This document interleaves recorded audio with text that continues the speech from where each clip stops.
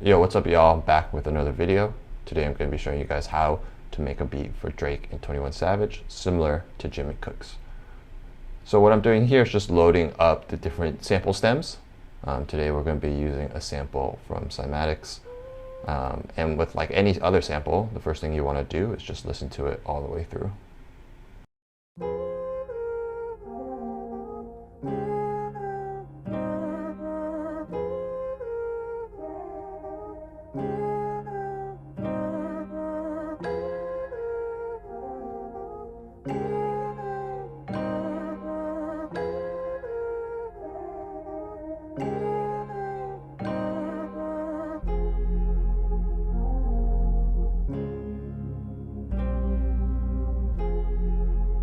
So now that we've listened to it, we're just going to keep the stems that we like, re-record the new sample into Edison, and from there we can start flipping and editing it.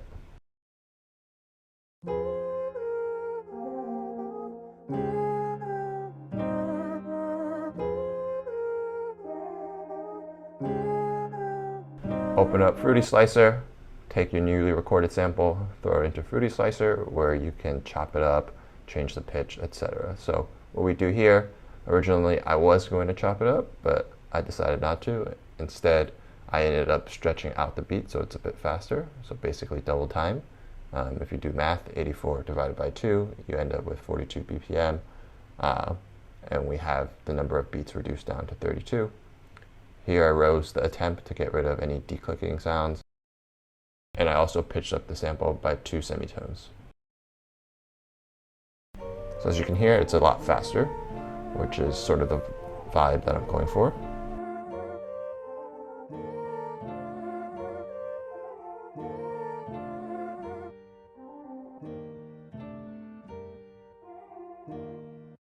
From here, we'll render our new sample. So it's an audio file, and here we're just going to chop off the end. And then what I'm going to do here actually is raise the pitch up by another octave, so it's a bit higher pitched. And as you can hear, it has a lot more cooler textures around with it, so it sounds a lot more unique. And we're going to throw it into the mixer soon, and then add a whole bunch of effects to really make the sample a lot more whole.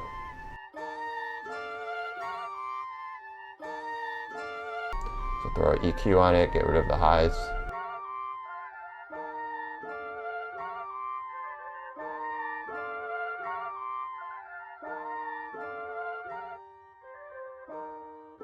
Opened up thermal to give it a bit more texture.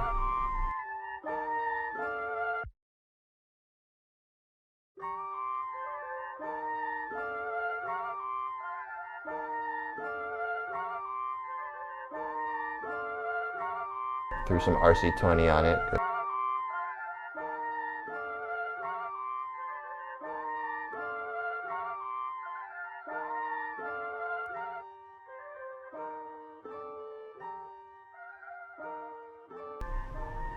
And then lastly, added some delay.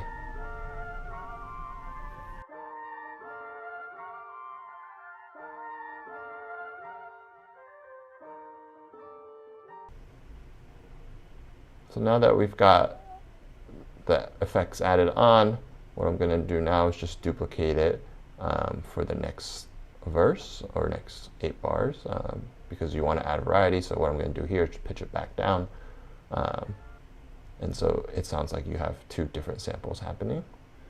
From here, I'm also just rearranging some of the samples, so it's less repetitive. And then I remember there was a bell section that I actually liked from the original sample, so I pulled that back in, cut off the ends.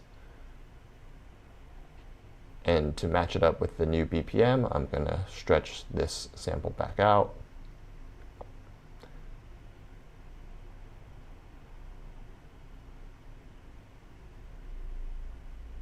And then I'm going to have to pitch it up 2 semitones as well. And you have a whole new different section and sound.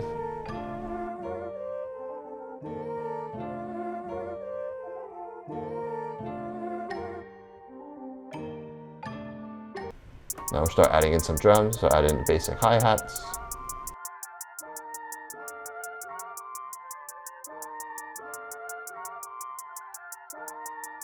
Claps.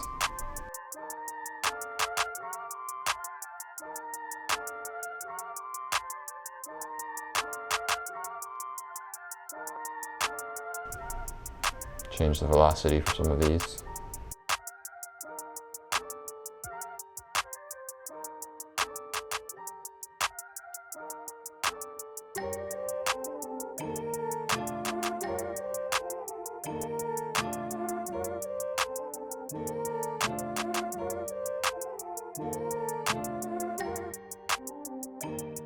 Add the kick in.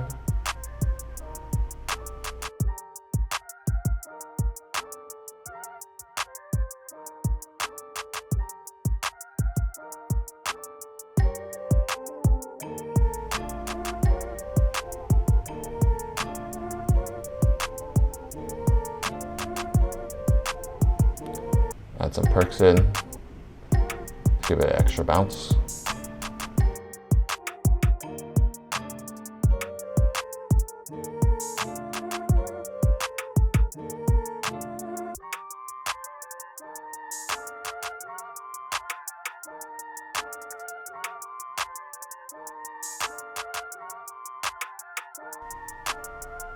Here we added in a bass line. Simple bass line, no 808s.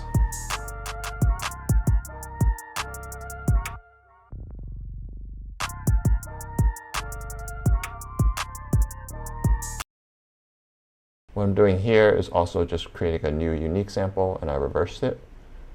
Because I reversed it, I'm going to have to realign all the different chords since they're all backwards now. So that's what I'm doing here. But what I plan on doing with this is layering it on top of our sample that we currently have. That way it gives it an extra texture. I'm going to pitch it up so that it fits in with the lower octave piece of the song.